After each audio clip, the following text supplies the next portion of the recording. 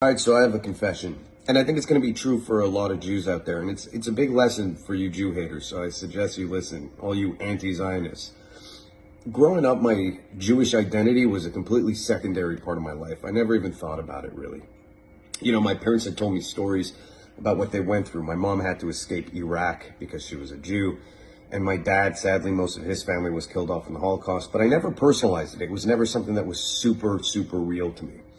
And it was just stories of things that they went through. But then after October 7th, seeing the way the world responded to the attack and the amount of Jew hatred that actually exists kind of woke up my Jewish side, made me reconnect with it fully.